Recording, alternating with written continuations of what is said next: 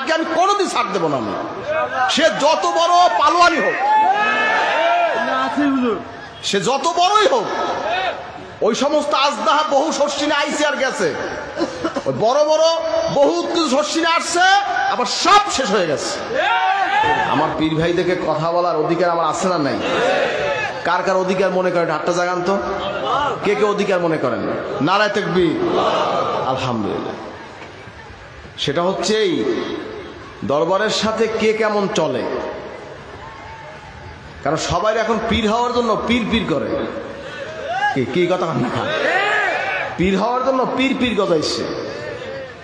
পীর হওয়ার জন্য ইজাজত লাগবে কিনা, কথা কান না করো। বাবায় পাইছে, দাদায় পাইছে, অমুকে পাইছে, এই সমস্ত বেচা বিক্রির দিন দিন চলে গেছে। কথা বুঝবেন, তরিকার সবক মস্ত করতে হবে। আপনি কার কাছে সবক মস্ত করছেন? কার কাছে মস্ত করছেন? আপনি বয়াতেছেন আমার কাছে, আপনি বয়াতেছেন আমার বাবার কাছে, আমি জানি কি জানি না, কথা কান না, আমার নলেজ আছে না নাই? তা আপনার মধ্যে কদ্দুর আছে, আপনি তালিম দেওয়ার যোগ্যতা আছে কিনা? কি এই সার্টিফিকেট দেবে কে? ওই যে যে যে তরিকা মৎস্য করে না সে স্বীকৃতি দিবে? কি কথা বলেন না কেন? এটা খেয়াল রাখবেন। এই জন্য এই সমস্ত প্রতারক থেকে সাবধান থাকবেন। কথা বোঝেন কি বলছি? এগুলো সব অন্য খেয়ালে চলছে। আল্লাহ পাক সকলকে হেদায়েত করবেন, আমিন। দোয়া করেন আল্লাহ যেন ফিরেই নিয়ে আসে, আমিন। কারণ একজনের বিপদে পড়ে যাচ্ছে, আগুনে পড়ে যাইতে আছে, আমাদের দায়িত্ব তার টাইমে ধরা। যদি সে আমার ছিটকে হালাই দেয়, তা সে আগুনে পড়ুক না পানিতে পড়ুক, আমার দরকার নেই। সতর্কতার জন্য বলছি, আল্লাহ পাক তাদেরকে হেদায়েত করুক, সঠিক বুদ্ধি দান করবেন, আমিন। খেয়াল রাখবেন, দাদা হুজুরকে বলতেন, বাবা পীর হয়েও না, কি আবেদ হয়েও না, হাদি হও, পীর হয়েও না, মুরিদ থাকো। এটা অনেক দায়িত্ব, কারণ আপনার অনেক জিম্মেদারি বিষয় আছে। এই যখন বয়াত করি অনেক ভয় করে, কিন্তু খুব চিন্তা হয়, কারণ কে আমাদের ঠেকে গেলে কঠিন ব্যাপার, মারাত্মক আমানতের বিষয়টা।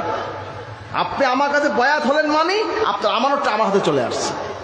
যদি কোনো ভুল কথা আপনাকে বলি, ভুল বলে চালাই, কে আমাদের জবাব দিতে হবে, মারাত্মক বিষয়। পীর মুরিদি হাসতাম না জিনিসটা, এগুলি। আল্লাহ পাক সকলকে সঠিক বুদ্ধি দান করবেন, আমিন। এই পীর পোস্টারে লেখা কিন্তু পীর হয় না। ওই ইউটিউবে পীর কইলে নারায়ে তাকবীর, অমুক পীর সাহেব জিন্দাবাদ, এই স্লোগান থেকে কিন্তু পীর হয় না বাবা। এগুলি মুরব্বির সাথে নেসবতের সম্পৃক্ততার বিষয়। নেসবত যদি ছুটে যায় সব শেষ। এজন্য আমার পীর ভাই যারা আছেন, আপনারা সাবধান থাকবেন। যেখানে আমাদের সম্পর্ক আছে সেখানে আপনার সম্পর্ক রাখবেন, যেখান থেকে আমাদের সাথে বেয়াদবি হচ্ছে দূরে থাকবেন। কথা বুঝছেন কি? আমার এই কথা কে কে মানলেন দেখতে চাই, নারায়ে তাকবীর। আল্লাহ কবুল করে, আমিন। খেয়াল রাখবেন, আল্লাহ আমাদের সকলকে কবুল করে, আমিন। যাই হোক, তাই এই বিষয়গুলি লক্ষ্য রাখবেন।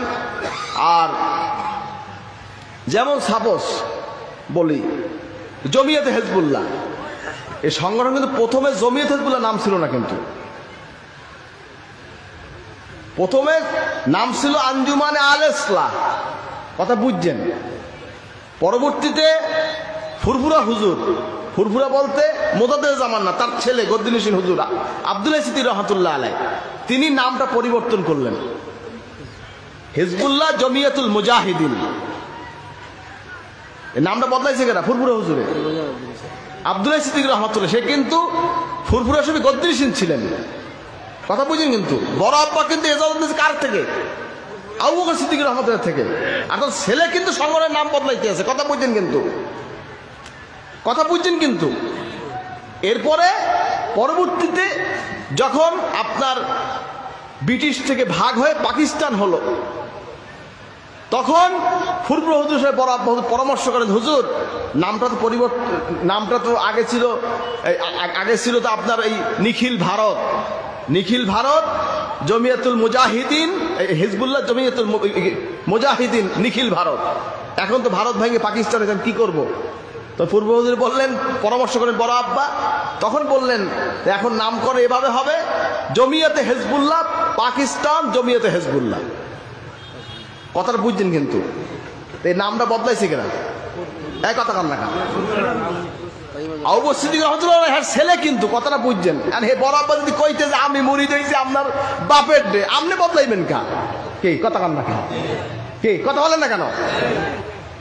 এখন বুঝে নেন, দরবার থেকে যেভাবে একজন আত্মা মুরিদকে সিদ্ধান্ত দেওয়া হবে এটা মানা তার জন্য ওয়াজিব।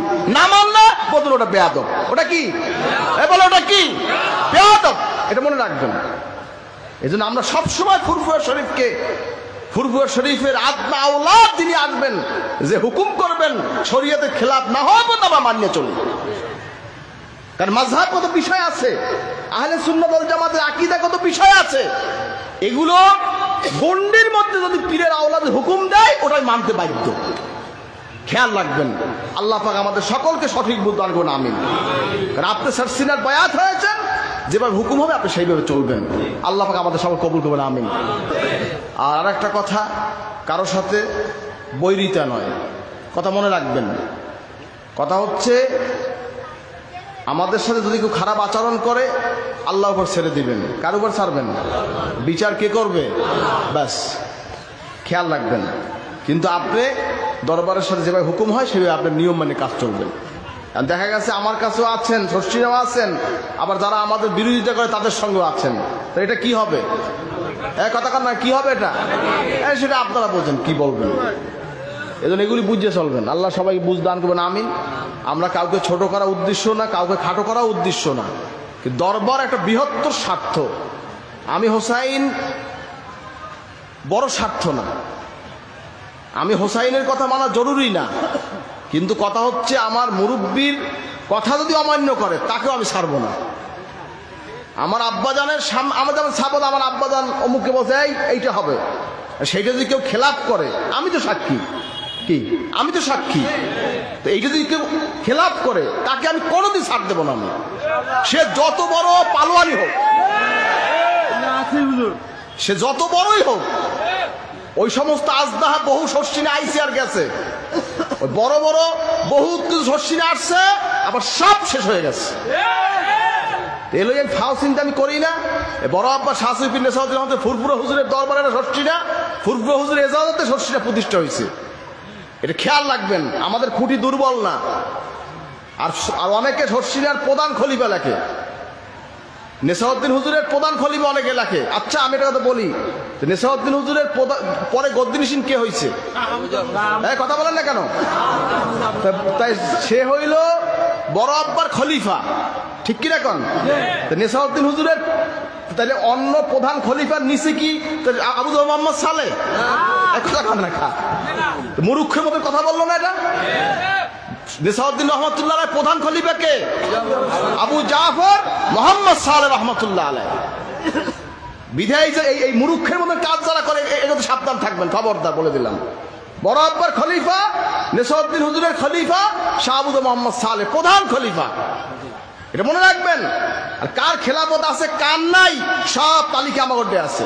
আর দেখা গেছে আমাকে একজন সারসিনার বিপক্ষে একটা ইতিবৃত্ত লাগছে, সারসিনা দরবার শরীফের ইতিবৃত্ত, সেইটার মধ্যে যাদেরকে খলিফা লাগছে এটা কিন্তু আমাদের বিরুদ্ধে বই লাগছে, কিন্তু কথাটা বুঝছেন, কিন্তু আমাদের পক্ষেও না। কিন্তু আবার অনেকে কৌশলে বিভিন্ন সিস্টেমে দরবার থেকে আপনার এই তাবলিগ পত্রিকা বিভিন্ন মাধ্যমে পিল লেখাই আনছে।